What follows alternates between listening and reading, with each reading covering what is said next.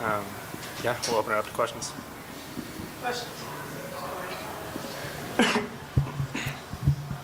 For either Colin or DA, just what was kind of the mood in the halftime locker room? Obviously, you guys are a little used to that now, but what was the mood, and how do you feel like you came out in the second half and started chipping away at that?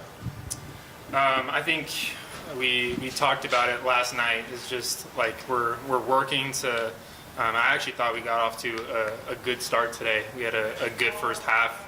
Tennessee had a little bit of a better half, but I mean, we've been preparing for times like this. We've been in times like this this season, so there was no panic whatsoever. We knew what we had to do. Coach, there was just one offensive rebound for your team in the first half, but 13 in the second. What can you say changed about the effort, offensive rebounding-wise, in the second half? Yeah, you know, we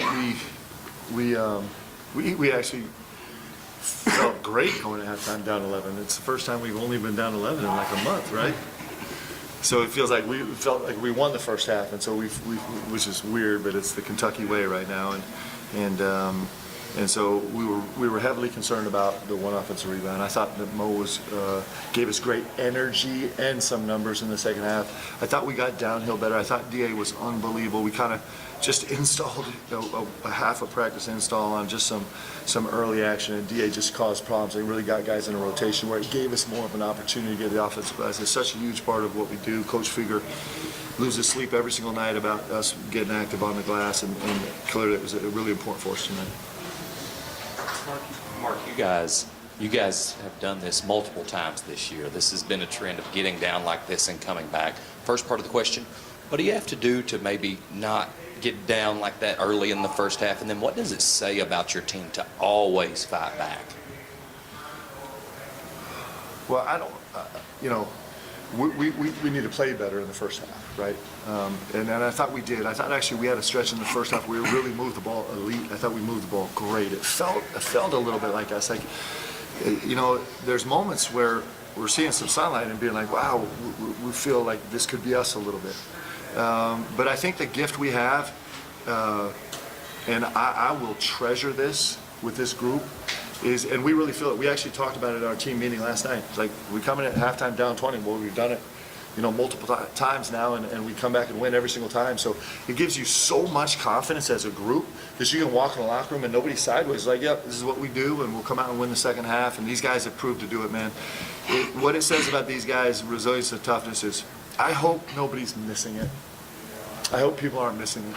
I hope they're not missing what this group is going through, what this group is trying to endure, what this group is trying to become, and what this group is actually doing on the court for 3 straight SEC games now, coming to halftime down heavy and things looking bad, and everybody being discouraged except for the players in our locker room. That's really special, man. So don't miss it, because it's a tribute to these guys. Colin Chandler shared with me a church talk about the current Bush, which is so like, it's so exactly like hits our team on exactly about what we are about getting cut down and growing back better, and what we can become because we've been cut down. And it's fun to watch these guys grow, man. It's just as inspiring, and I hope BBN's not missing it.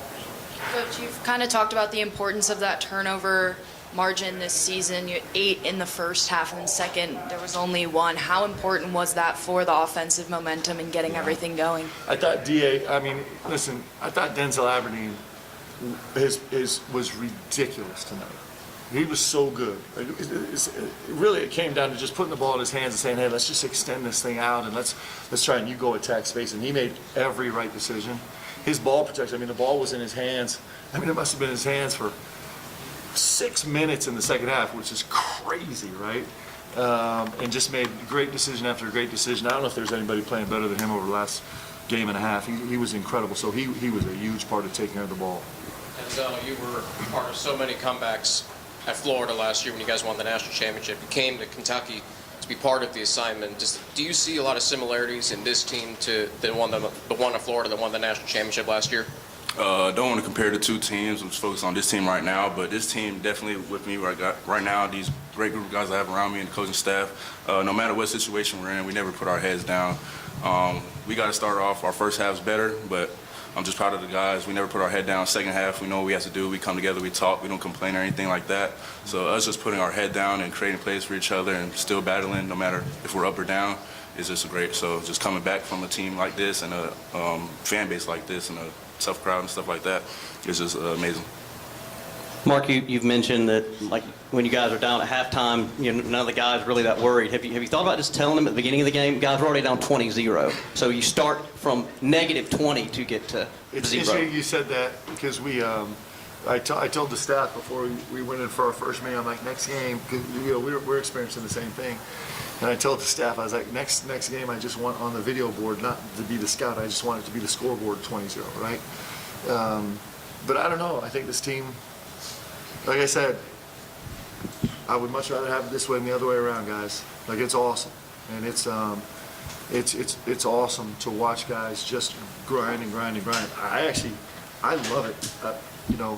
I'm so proud of these guys fight and their just commitment to just keep going and refuse to get discouraged. So I'm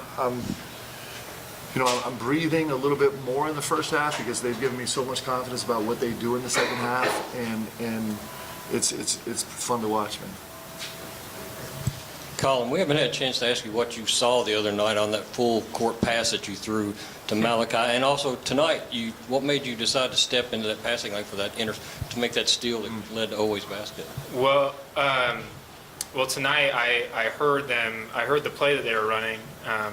They kind of telegraphed it a little bit. So when he came off the screen, I knew I had a lane to go steal it. So that's what happened tonight. But the other night, I guess to clear the air, Malachi told some people that I overthrew the ball, and I wanted to clear the air. It was not overthrown. But this was the controversy. So I told Malachi, if he overthrows it, you're there to catch it. But then you turned down and you went straight to Malachi. So I was like, we actually haven't cleared the air on this. Did Mally say just throw it straight to me? No, but he was waving his hands in the air, so I didn't miss him. But yeah, after the game, I got mad at Malachi. Malachi, that was a pass to you, bro. No, it was a dime. Yeah, but I mean, obviously, this has been a week for us, and we're grateful to be 2-0 this week. Colin, this game was a real physical one. We saw a lot of bodies hit the floor. We saw you hit the floor after a made three, and I think I see a couple of bumps on you. Talk about the physicality of the game and how it makes the comeback that much harder. Yeah, I mean, we knew what it was going to be, and I think practice yesterday was a great preparation for today. Some of the scratches and bumps on me might be from practice yesterday from our scout team. So we knew what it was going to be, and we knew it was going to be a street fight today, and so it was nice to come on top of that one. Coach here in the back, just wanted to get your thoughts on Jasper Johnson. Didn't play a lot in the second half, but when DA got those 2 fouls, he really kind of kept you guys heads above water. So I just wanted to hear your thoughts on Jasper's play today. Yeah, he's coming, man. He's coming. Like, he's on his way. I thought he was terrific. He actually gave us a massive lift when we were stuck. And I thought he was absolutely terrific. Defensively, he was really solid. I'm proud of him. And his future in this game is so bright. And this was he's going to have these steps like this, and this was a big step for him, and he did exactly what we desperately needed him to do. And I could have played him more. Like, he was playing well enough and executing well enough that he was great in a really tough environment. This is one of the best defensive teams in the country every single year, and this year is no exception. And their guards put so much pressure on, and their gap help is so great, and they're so physical. And for Jasper to be as efficient and decisive as he was tonight is a great sign for him that he's going to have a great future in this game. Proud of him. Mark, 2 things.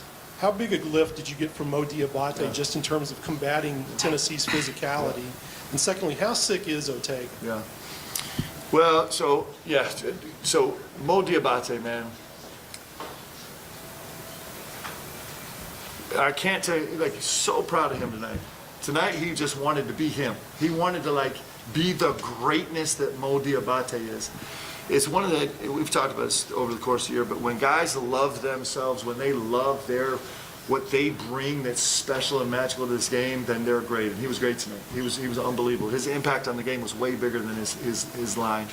And O is, this was not O's best game, but sure enough, it comes with a massive steal, another pick six. I can't remember the last time we had a game where he didn't have at least one of them.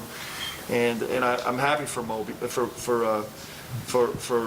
Ortega, because he's looking around now. And he's like, you know what? I got a squad. I can go play, and that's got to make him feel great that he can have not his best game, and we can still have a good performance as a team, because he brings it every game. He's probably the most consistent player I've ever coached, and so good signs for him also. For DA or Colin, obviously the comeback doesn't happen at the very end without the defensive end of it. They didn't score a field goal the last 5 minutes. You guys forced 3 turnovers. Just what was the chemistry like defensively over those last few minutes? I would say just having better communication. The guards and the bigs were kind of getting around us in the first half. So just talking, just getting the matchups, and then just blocking out the great offensive rebounding team. Just keeping the bigs off the glass as well, so they don't have any second chance opportunities. I think that helped us in the second half, and then that just led to easy offense and transition. And just on the offense side, we just all play together, and then everybody made plays for each other. Mark, this is your third straight second half outscoring a team by 15 or more points right here. And then it's like you've done that 3 straight games now. What is that like for your team with resiliency, and how does that go forward for the rest of the season? You guys, are you enjoying it? I think so. I think you have to earn, confidence. You don't just get it, right? You have to earn it. You got to go do the gritty, hard, miserable work of earning confidence, and you have to take the heat and take the hate. And these guys, all of us have had a lot of stuff cast on us for sure. And you got to look it straight in the eye and go earn it. And these guys are starting to earn their confidence. They're starting to earn it. They're starting to earn the fact that maybe things don't go perfect on a play, or perfect in a 4-minute stretch, or perfect in a half. But they're starting to earn their confidence through the hard, gritty work that they're doing, the refusal to give in to fatigue or frustration and just turn in a fight. They're earning the confidence they have, and it's a good feeling. And we got to go earn it again next week. And that's why this game and these seasons are so great. Yeah, Mark, I'm curious, are you just going to go ahead and trademark Cardiac Cats so this team can have its nickname too? I'm not sure. We have a lot of work to do before we get to carve our name in something historic like that. But I like this group, man. I'm proud of them. Like, this has not been an easy road. And if we do this right, then at the end of the day, we're going to be so grateful that it wasn't an easy road. Because it gives them a chance to show like what's inside of them, and we got, like I said, we have so much work to do, so much along the way. But this has been a fun run by these guys so far. Thanks, guys.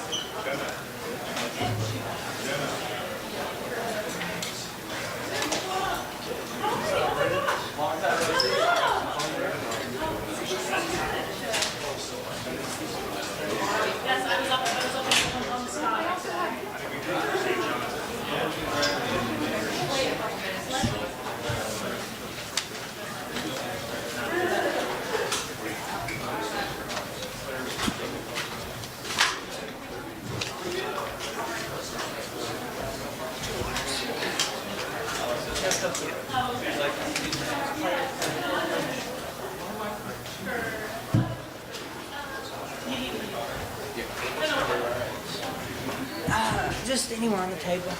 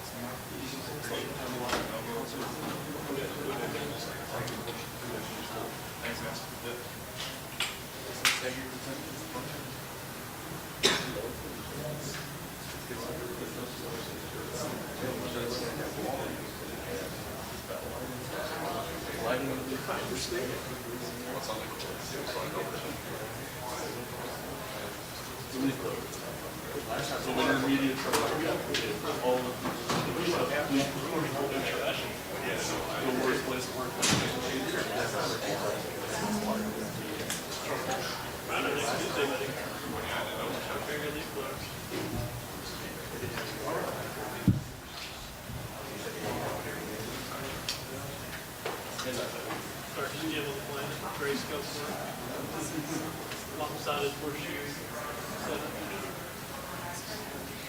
Random ball.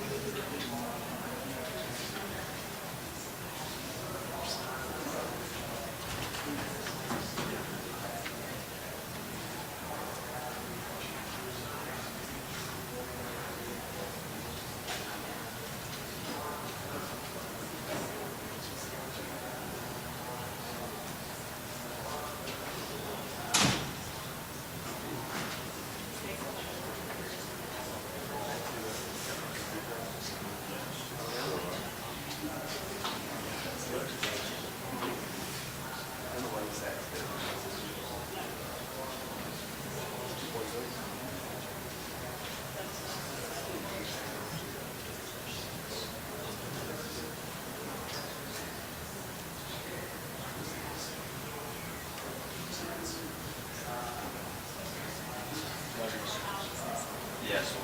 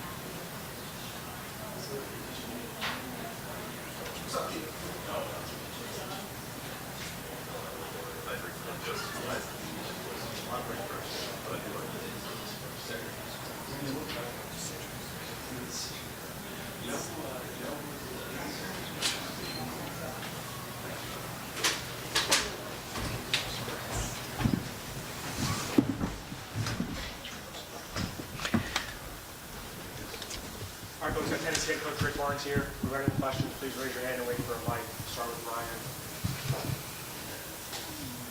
What went wrong for you guys defensively in the second half?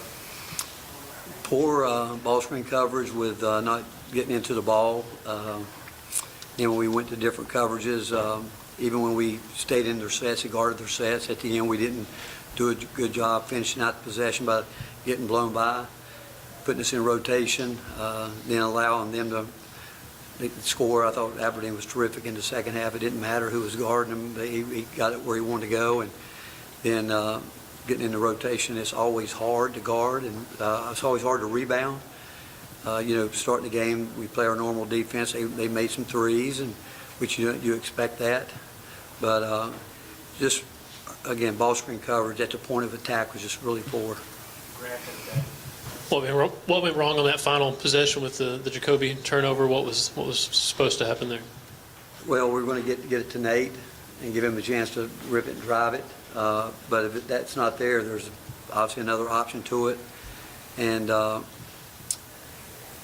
second half, I mean, you give up. I mean, you guys saw the obvious. You can't throw the pick sixes, and especially late in the game, you can't turn the ball over late at any point in time. But the last 4 minutes, it's double trouble when you do that. And then you foul on a and one. That's a big play that instead of being down two, you could be down one. But I mean, we gave 49 points. Again, I'm not going to say we gave them up. They scored 49 points, so you got to give them credit. And I don't want to. I'm disappointed. Everybody's disappointed, but got to give Kentucky credit. Mark kept his guys in there. It really started in the first half. At the end of the first half, we built the lead and should have gone into halftime with a much, But with the group we got right now, I'm not sure they think the game's never over. A 17-point lead in today's world in the first half is nothing. If you got a group of guys that stick together and do what they need to do, but we didn't in the second half. I mean, we gave up 49 points, got out rebounded. It's just our inconsistency, and the way we ended the half is what happened down at Florida when they were able to. There's a breaking point in a lot of at some point in time in the game, and you could just feel the way we closed the first half wasn't good. How do you get this team to understand that the game is never over? I think being brutally honest. I mean, we show it to them on tape. You can't sugarcoat it. I mean, you can't make. You guys have been around us. You see it, and you just can't turn the ball over in late game situations, and you can't take bad shots. You got to be connected there, and it's hard sometimes for players. There's no doubt they want to win. They want to win, but the other guys do too, and you have to be together at the end of the game. You have to be, and we can talk about it, but we're not in practice where we can stop it and talk about it. I mean, the lights are on. You like to think through our preparation, our work, that we know what to do, but still, guys get playing fast at a speed that, and sometimes just you're not aware of it. And it's part of these guys still learning how to play basketball and understand it. By now, we should know what goes into losing.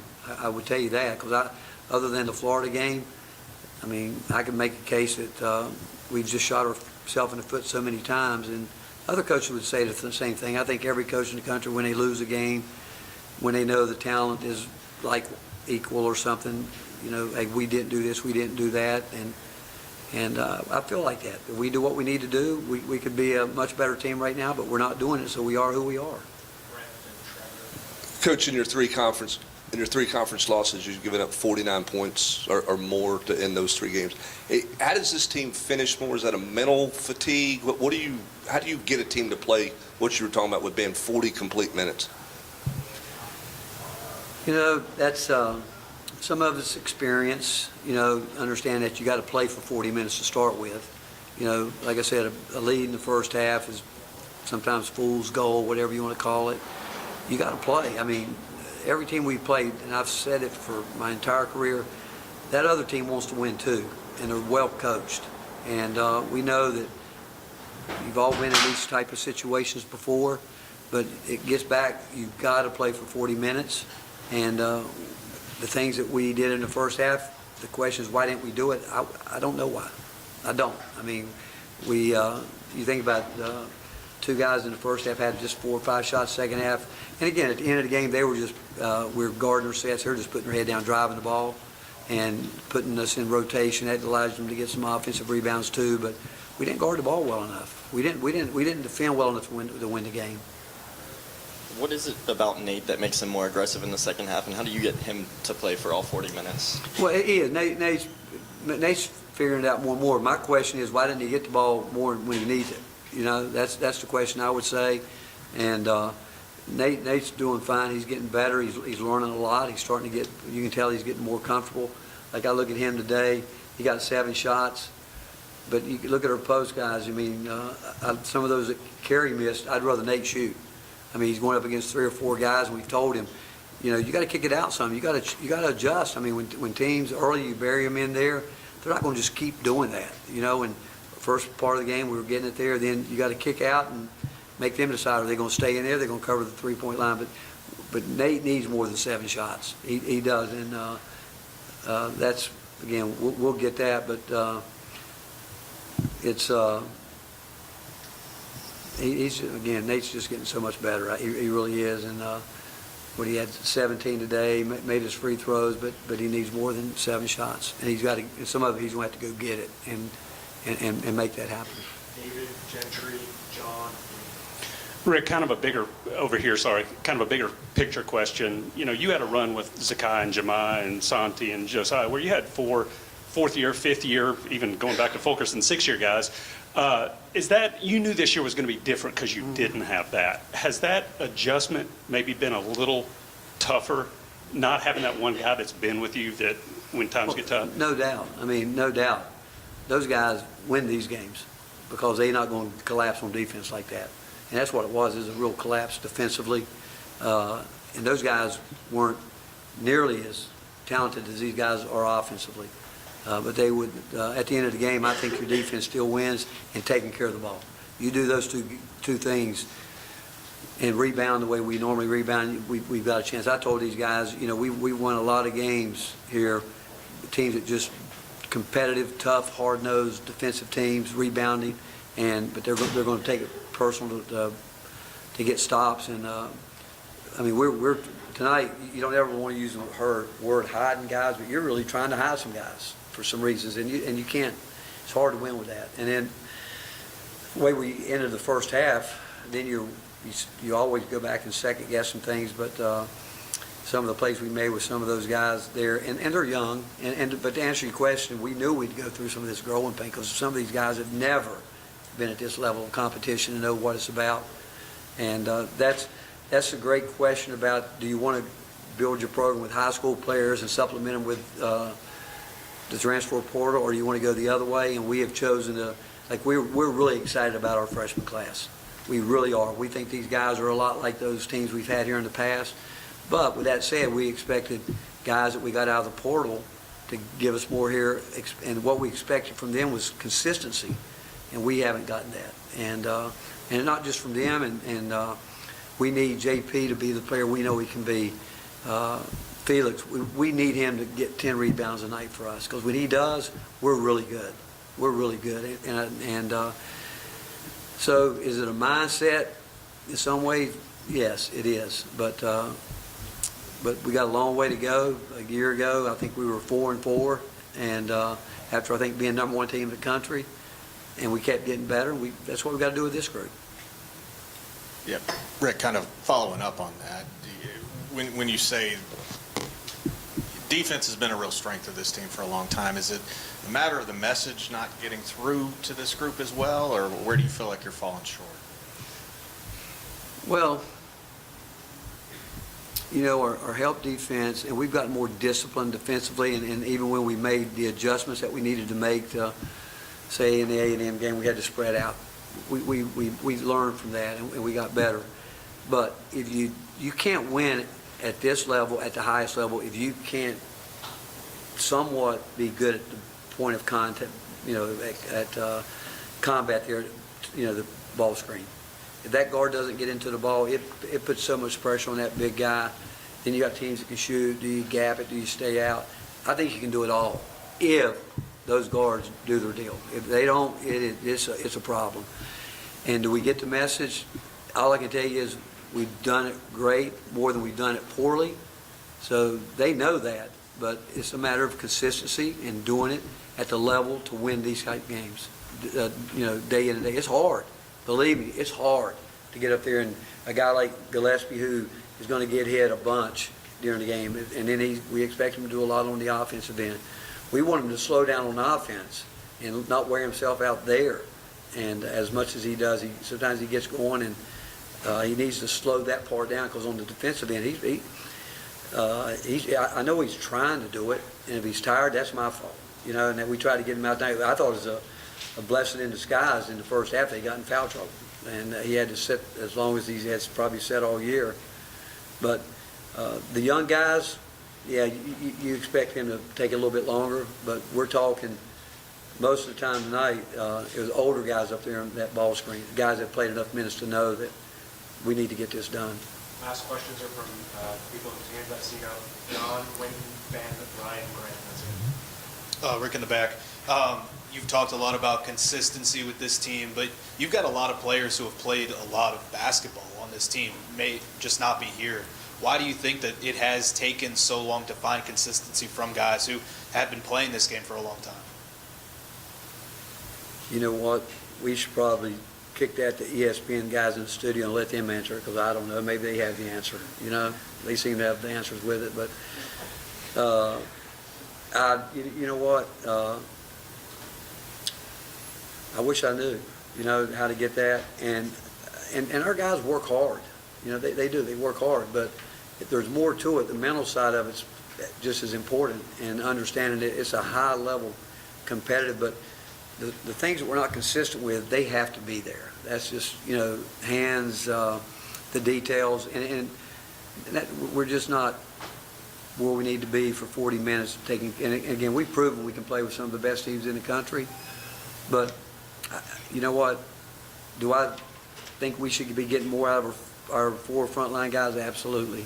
But I don't know why we're not. I know we watch it, we go back with it to them, but when the lights come on, they've got to do it, and we just haven't been able to be consistent with the effort that we need from them, whether it's what we want to do, posting up, the angles, decision-making, all that. But that's why it's a long way to go, and our job is to keep working, and it's our job to get them better.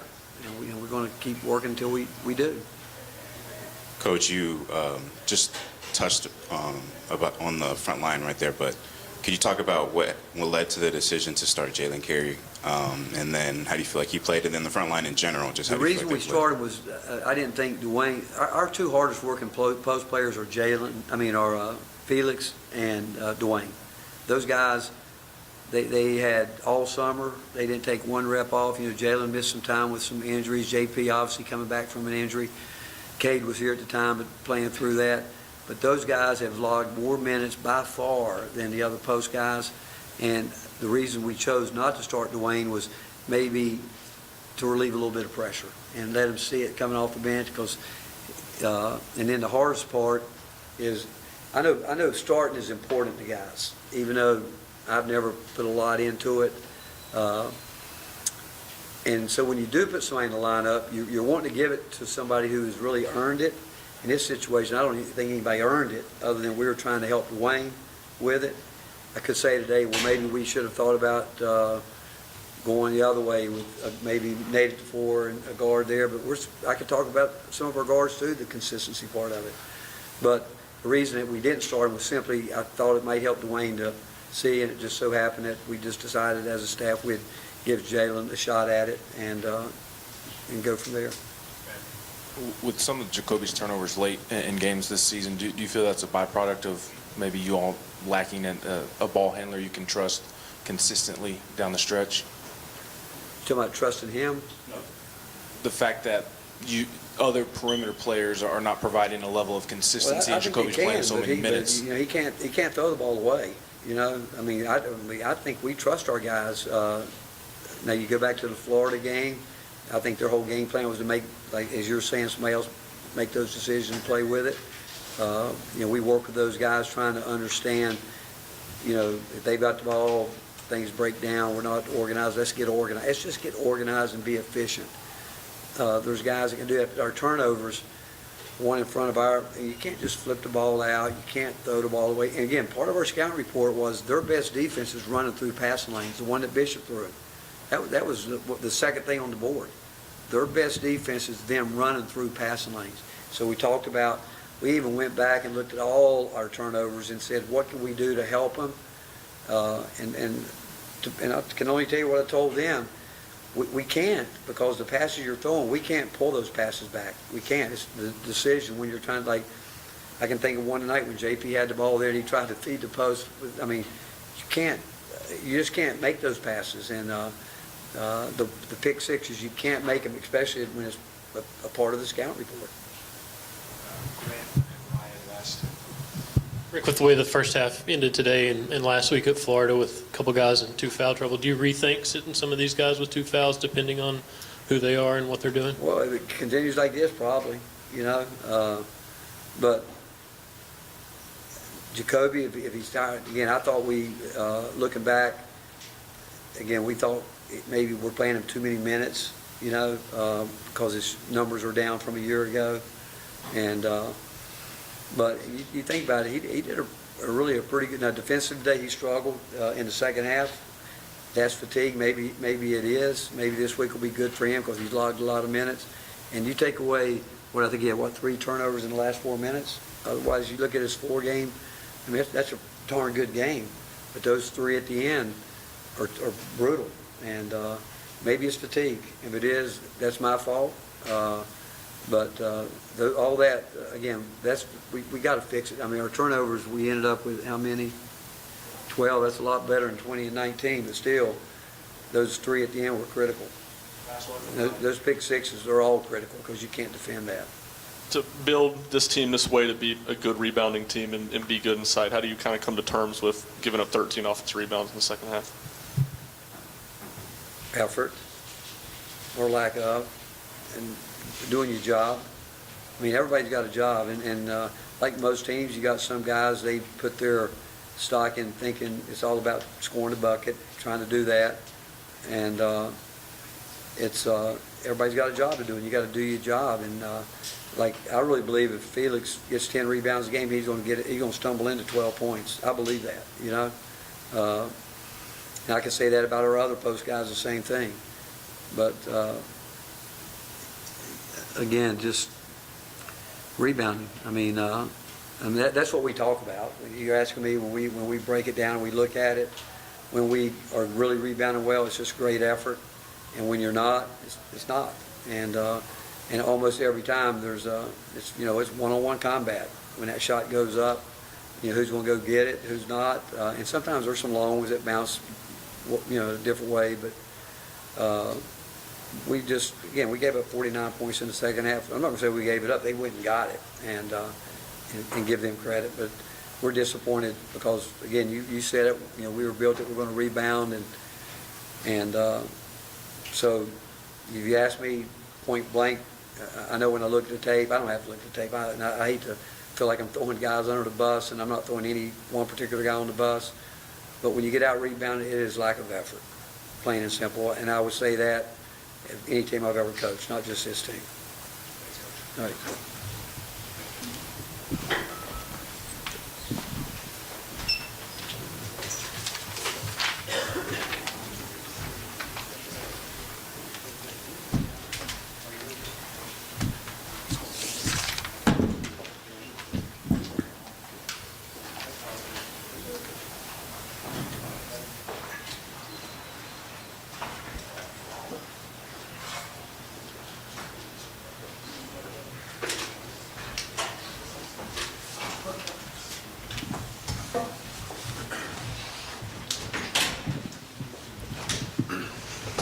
Our freshman guard, Nate Amen, and senior guard, Cody Gillespie here. If there are any questions, again, raise your hand.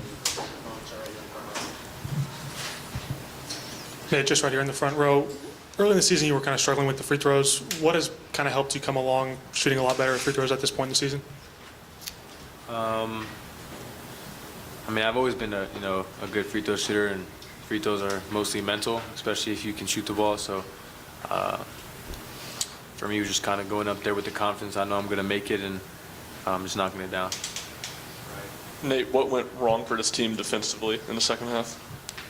I mean, we gave up, I think Coach said it was 49 points in the second half, and if you give up that many points in the half, you're going to have a tough time winning the game. So, I mean, we just got to do a better job of guarding the ball, especially, I mean, we know when it's a late game and, we're up there going to try to, get downhill, try to get fouled, stuff like that. So, just got to get better at guarding the ball without fouling.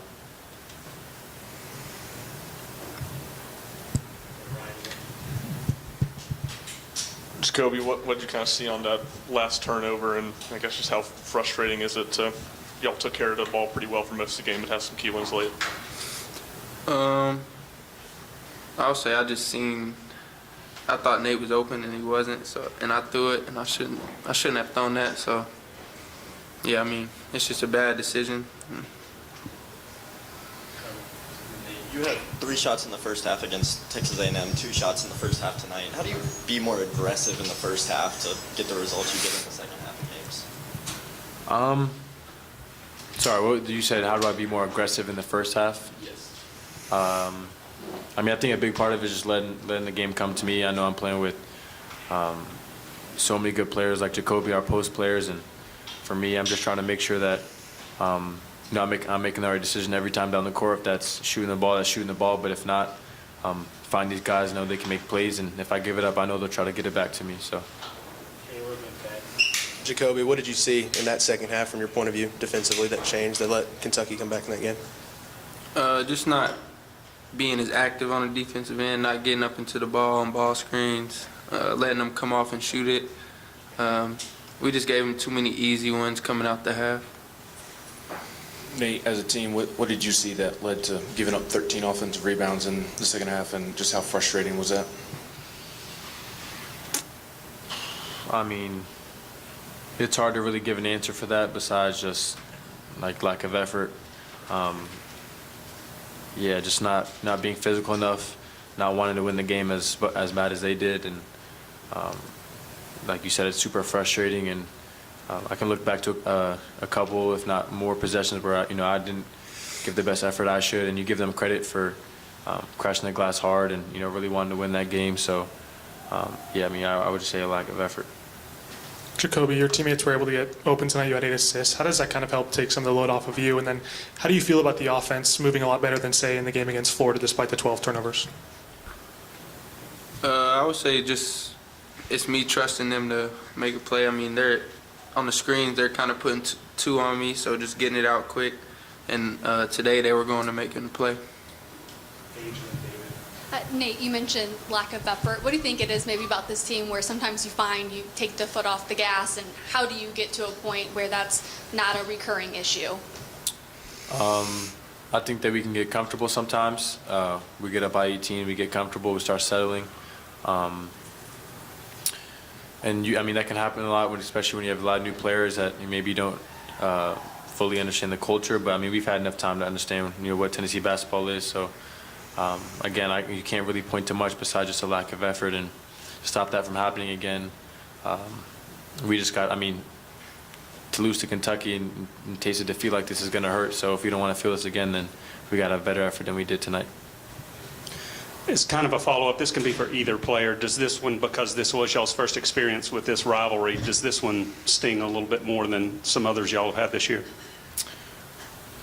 I mean, every loss stings. But for our fan base and me being a first-year player here and maybe not truly understanding the rivalry, I just know our fans wanted this one bad, and they want every Kentucky game. They want us to win that game. So, I mean, for me, it sucks to let the fans down, and but we know, the season's not over. We got another crack at them, so we just gotta be prepared for the next one. Jacoby, Rick talked about maybe your minutes load being a lot, trying to not put too much on your shoulders. Is being tired late in the game an issue for you at this point in the season? No, I don't think that's. No, I feel good at the end of the game. Jacoby, what needs to change for this team mentally to prevent maybe getting too comfortable at times during games? We just got to play with the same edge the whole game. We can't just relax when we get up 10 or 15. We got to just keep playing with the same edge. How do you feel you all need to do that? I mean, it's all mental. You just got to want to win way more than they want to win. Last hands I saw, Brent Trevor Page. For both of you guys, how do you guard the ball better in terms of keeping it in front of you? When you're mentioning late, people just put their head down, straight line drive. Fundamentally, what do you guys have to work on this week to prevent and limit some of those drives like that late? I mean, we try to on the defensive end. We want to take care of the paint, not let as many dribble penetration. So I feel like maybe just people guarding the ball, got to give them a little bit more space, especially late in the game when they're trying to get downhill or just kind of know time and score. I mean, it's tough when you're dealing with great shooters, and credit to them because they are really good shooters. So you're trying to help your teammate. You're trying to get out to a shooter, even guarding the ball. You're trying to not let him just drill a three in your face. So it's kind of just understanding the game, knowing what it's calling for on the defensive end, and also just being able to we should be able to trust each other behind our backs. If we get beat, we got help. And I think we kind of did a good job of that, but they made us pay for open threes, dribble penetration, kick out threes. Jacoby, have a lot of guys with experience under their belt in previous years. Just how do you overcome those mental mistakes, knowing that you do have a couple of other years of college basketball to kind of lean back on? How do you overcome the mental mistakes? I mean, just learning from it, watching the film, seeing what we did, and we just got to learn from it, really. Last one from Paige. Maybe building off of that, Jacoby, I guess at this point, what do you think it's going to take to maintain that effort or mental focus? I mean, you've had wins that you guys narrowly escaped from and a couple of tough losses. What do you think it's going to take at this point? I just think everybody buying in to winning, just doing all the little things just to win, and just playing hard the entire 40 minutes. Thanks, everyone. Thanks, guys.